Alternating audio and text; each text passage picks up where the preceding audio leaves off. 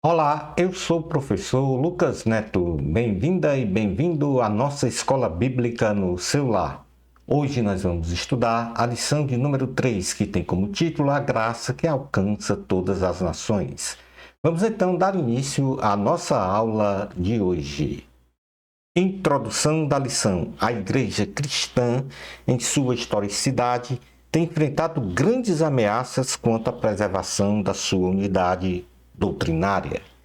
E a primeira delas se deu após a primeira viagem missionária do apóstolo Paulo e Barnabé, quando os fariseus agregaram à doutrina cristã a necessidade da circuncisão e da observância da lei como requisitos imperativos, além do sacrifício de Cristo na cruz do Calvário para a salvação do ser humano, provocando então a necessidade da realização do primeiro concílio da Igreja Cristã para debater esta controvérsia doutrinária.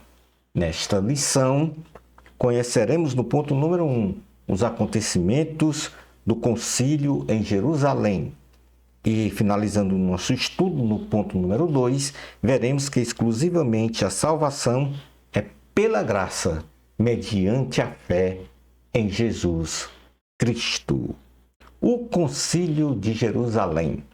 Após a primeira viagem missionária do apóstolo Paulo e Barnabé, os judaizantes, indivíduos que adotavam ou seguiam práticas, costumes e leis da religião judaica, levantaram uma questão que acrescentava à salvação a necessidade da circuncisão e da observância da lei mosaica como requisitos para a salvação em Cristo Jesus, ocasionando então grande controvérsia que culminou então com a realização do primeiro concílio da Igreja Cristã em Jerusalém com os seguintes acontecimentos. Então eu solicito agora que os alunos e as alunas leiam o capítulo 15 do livro de Atos para a compreensão de todos estes acontecimentos no concílio em Jerusalém. Então, o primeiro acontecimento foi a própria necessidade de um concílio em Jerusalém. Então, faça esse posicionamento dos fariseus, dizer que para a salvação não era suficiente só crer em Jesus, teria que realizar a circuncisão e também a observância da lei mosaica. Então, Paulo e Barnabé foram enviados para Jerusalém, para então resolver, junto aos apóstolos e anciãos, essa controvérsia. Em Jerusalém, os fariseus se levantaram e reafirmaram esta condição. Este concílio se realizou em 48 a 50 depois de Cristo. Num segundo acontecimento, Pedro faz o seu discurso, falando sobre a conversão dos gentios na casa de Cornélio, que foi tema de lições anteriores. Falou então que lá os gentios receberam não só o perdão dos seus pecados, mas também o batismo com o Espírito Santo. No terceiro acontecimento, temos o discurso de Paulo e Barnabé, que fizeram um relato completo dos sinais, das curas, dos prodígios, das maravilhas realizadas nesta primeira viagem missionária que eles empreenderam ali no mundo conhecido da época. E depois tivemos o último discurso, o discurso de Tiago, o meio-irmão consanguíneo de Jesus, no concílio. E ele ratifica a oportunidade de dizer que a salvação dos gentios é pela graça, mediante a fé em Jesus. E com isso ele cita no livro de Amós, no capítulo 9, versículos 11 e 12, onde o profeta fala que a salvação também foi concedida aos gentios, ou seja, a todas as nações. Então ele propõe, na sequência, que fossem escritas cartas a todas as igrejas cristãs para que os gentios se abstivessem da comida sacrificada aos ídolos, da imoralidade sexual e da carne de animais estrangulados e do sangue, o que foi realizado. Então, Paulo, Barnabé, junto com Barsabás e Silas, eles foram até os gentios, enviaram e entregaram as cartas em Antioquia, na Síria e na Cilícia, com estas instruções. Então, estes foram os acontecimentos, o resultado do concílio de Jerusalém. Em Efésios, capítulo 2, versículo 1 ao 10, vai falar exatamente isso, que a salvação é pela graça, mediante a fé. Então, que foi que este concílio propiciou? A preservação da unidade da igreja, face a esta controvérsia levantada pelos judaizantes e fariseus, e assim a igreja cristã continuou seu desenvolvimento e expansão no mundo inteiro, pela graça de Deus. Resta-nos então agora compreendemos o que é a essência da salvação em Cristo Jesus pela graça, mediante a fé em Jesus Cristo. E para isso nós vamos ler inicialmente na carta aos Efésios, capítulo 2, versículos 1 ao 10, que este texto sagrado revela a toda a humanidade, de geração a geração, ou seja, em todas as nações, que nós somos salvos pela graça divina, mediante a fé, ou seja, a graça da salvação que opera a redenção do gênero humano, da condenação eterna. Então, o que é a condenação eterna? É viver separado de Deus eternamente. Então, a graça divina nos liberta exatamente desta condenação eterna.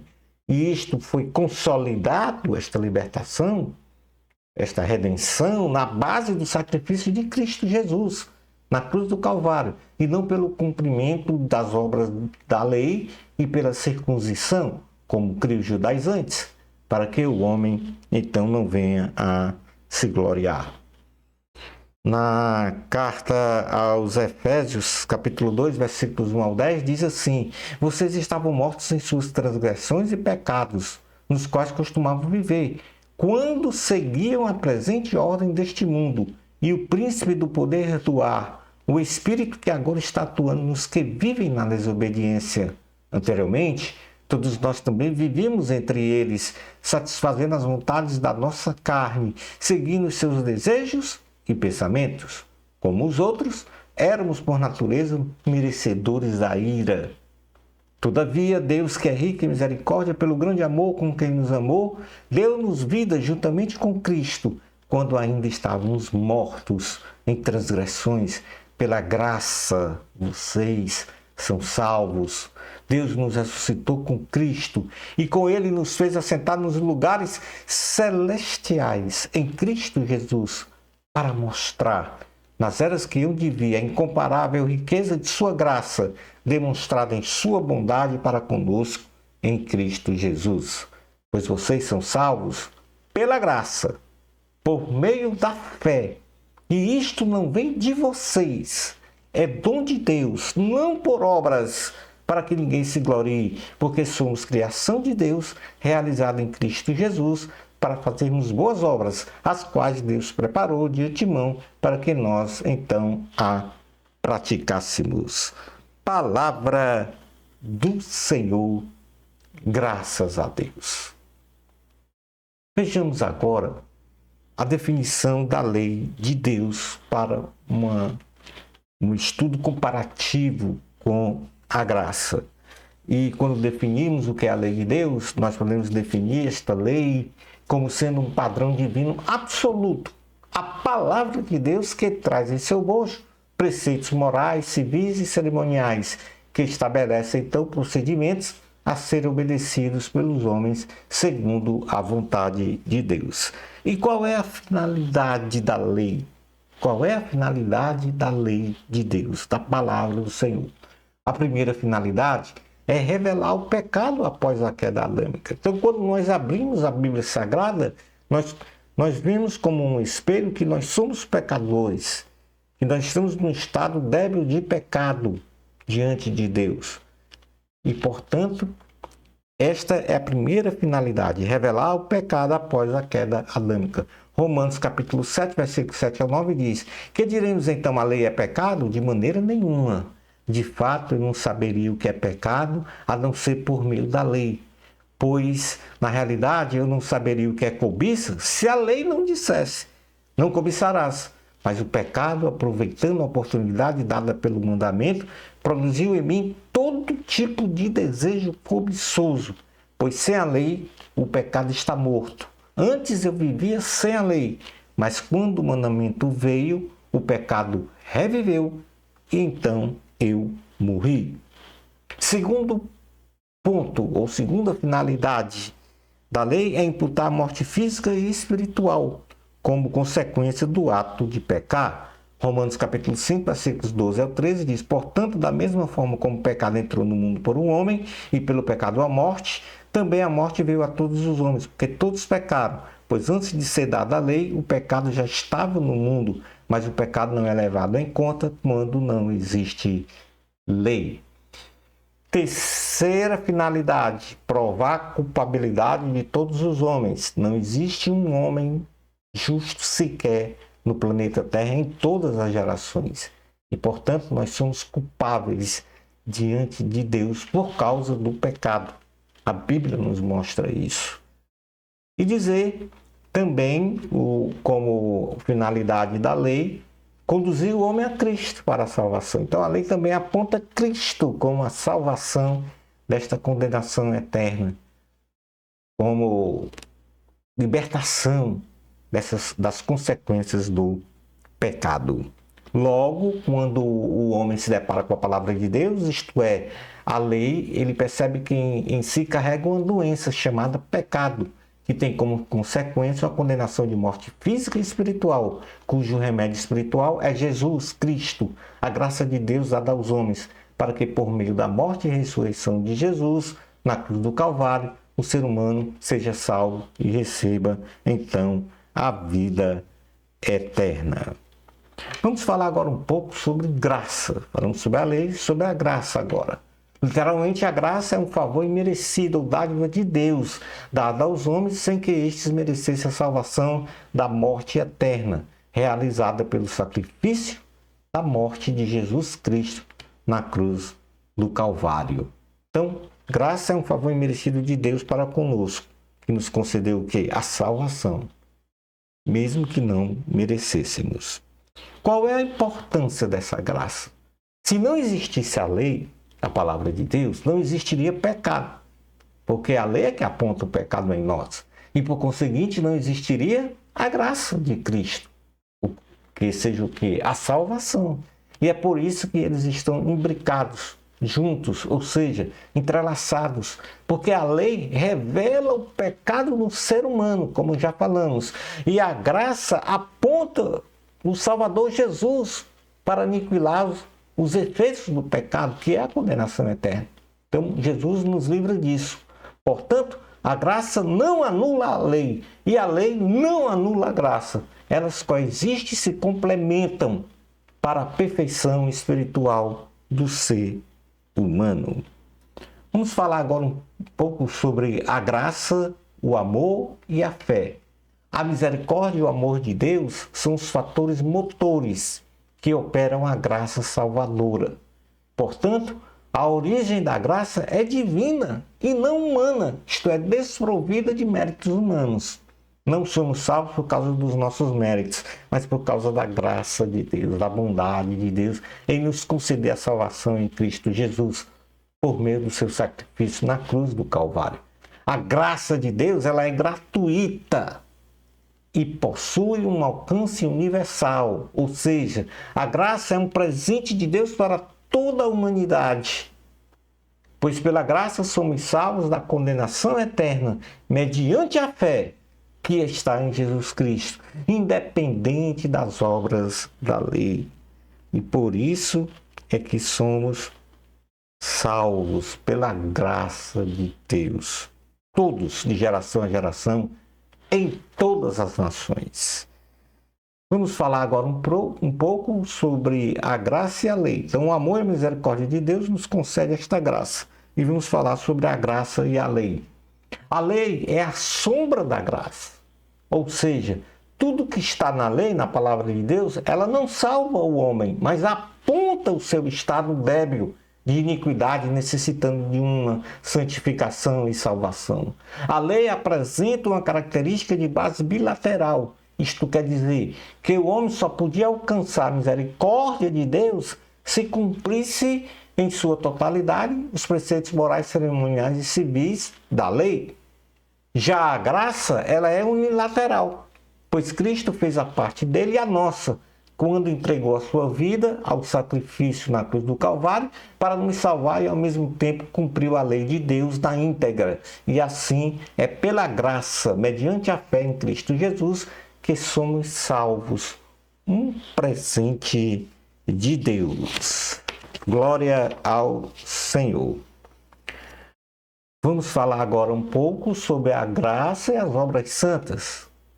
Muitas pessoas se confundem sobre esses dois pontos. É pela graça divina que realizamos as boas obras santas, não sendo estas as obras da lei, mas sim as obras produzidas pelo Espírito Santo em nós, à medida que ele opera em nós, nos transformando à imagem de Cristo, ou seja, tendo o caráter de Cristo, o que é feito no homem pela ação do Espírito de Deus. Este processo de transformação à imagem de Cristo em nós é denominado de santificação, que é a total separação do pecado e a consagração a Deus por parte de uma pessoa. Isto como resultado da ação santificadora do Espírito Santo sobre aquele que crê, ou naquele que crê.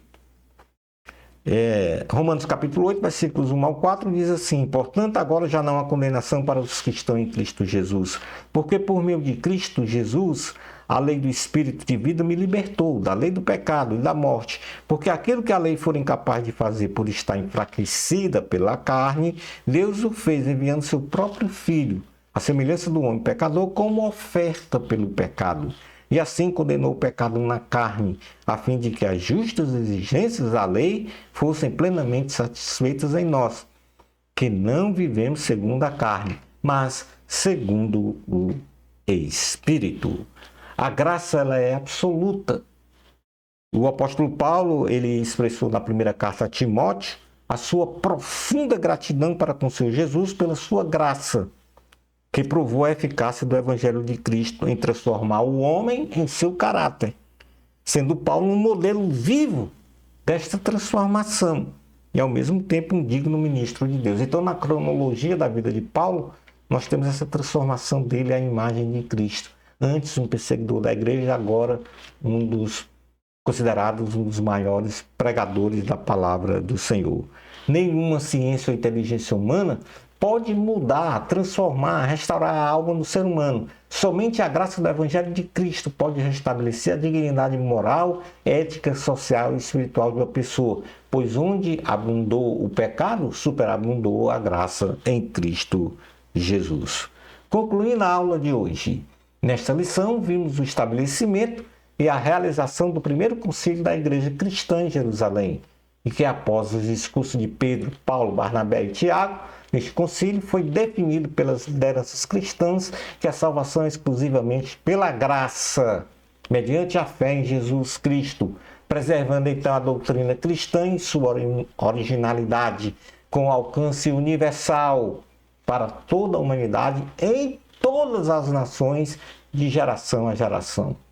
Conhecemos sobre a lei de Deus e a graça, quanto às suas respectivas definições, finalidades, importâncias e suas relações doutrinárias com outros temas e ensinos do cristianismo. Louvado seja o Salvador. Creia nisto. Shalom Adonai. Na próxima lição, vamos estudar a lição 4, o Espírito que nos guia para além das fronteiras. Bênçãos especiais de Jesus para você. Amor a Cristo, a glória é de Deus. Até a nossa próxima escola bíblica no seu lar, isto se Deus permitir.